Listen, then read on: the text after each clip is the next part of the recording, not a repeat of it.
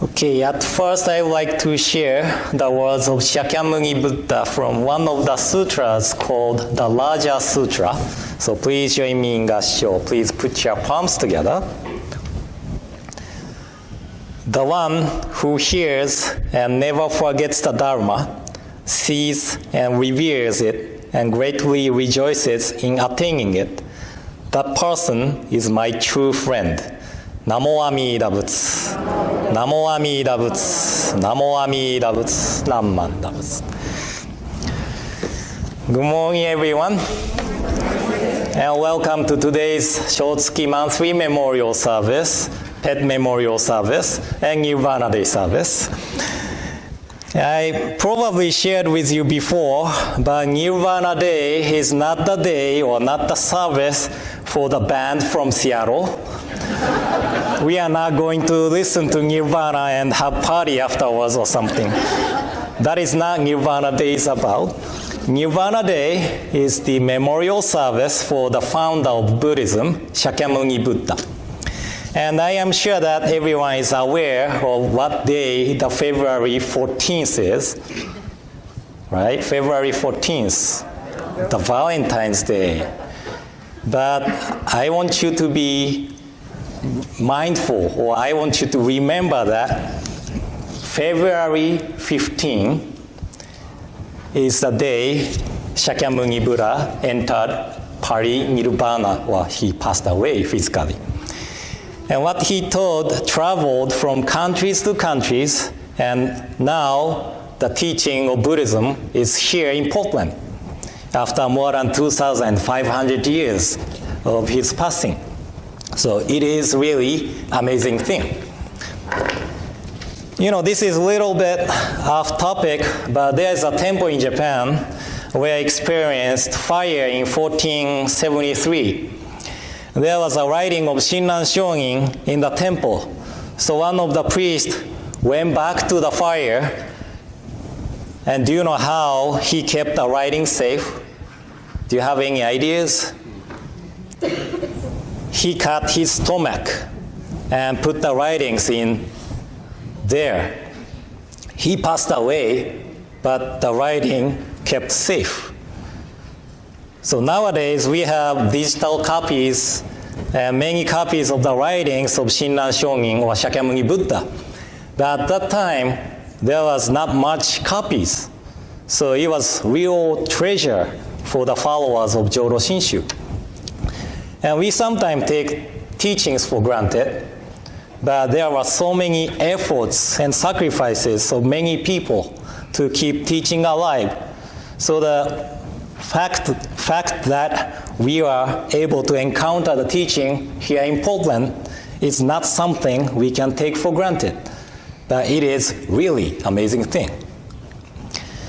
And I am not sure if I shared the story of the last journey of Shakyamuni Buddha before with you or not, but I guess I just share it with you again today.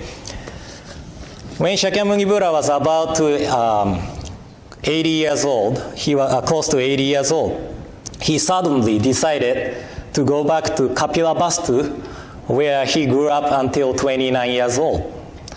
And he was in Rajgir when he decided to travel, and Kapilavastu was about 280 miles away. 280 miles away. From here, where we can go, 280 miles. Seattle, maybe? Maybe? Okay. So that's the distance, 280 miles. And of course, there was no car or airplane, so he walked. Can you believe it? Close to 80 years old man decided to walk 280 miles. That is a big decision. And I was wondering why he wanted to go back to his home country. And I was reading a book about his last journey. And one of the scholars, Hajime Nakamura, said one of his strong disciples, Madhgalyayana and Shariputra, they passed away before Shakyamuni Buddha passed away. And they went back to their own country and passed away.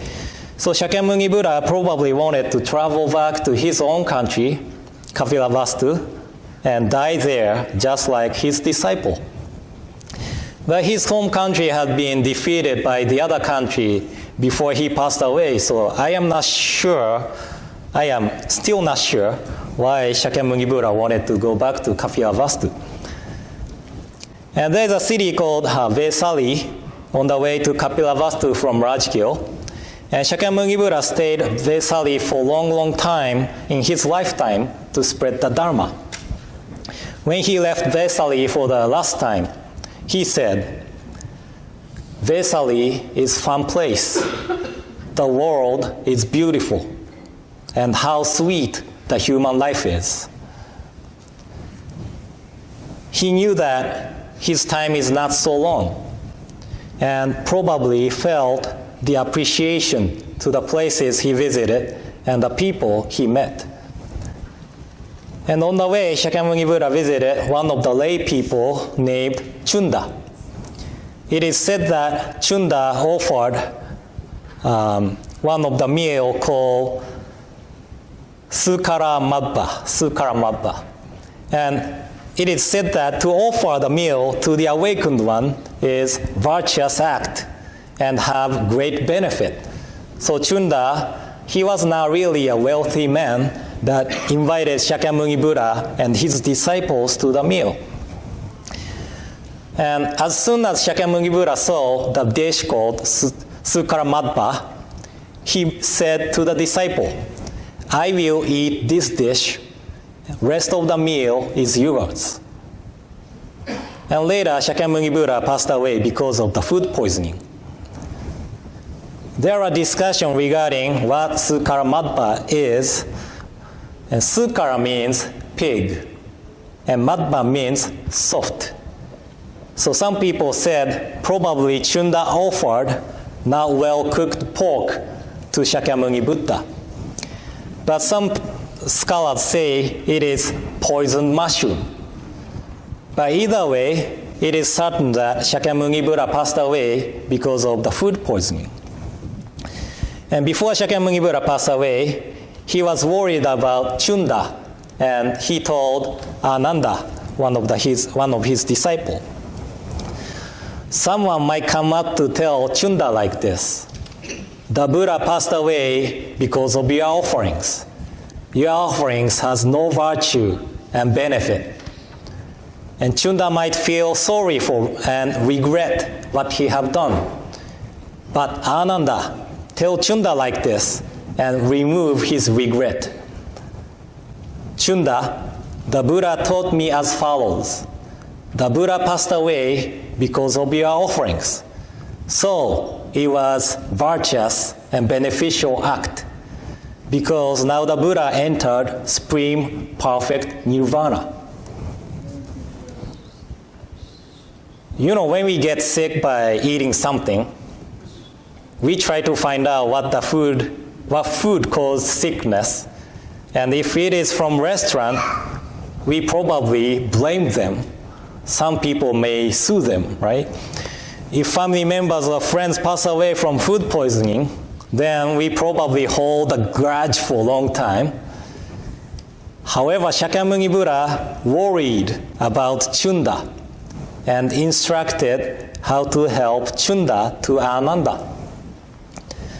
So this is the heart of compassion. Compassion is not the feeling of pity.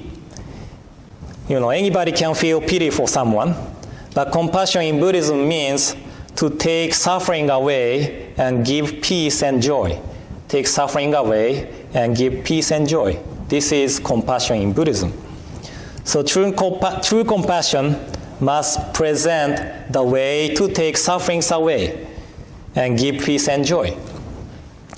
In the other words, the compassion is always with wisdom. As Reverend Bob said the other day, only compassion does not work. And only wisdom does not work either.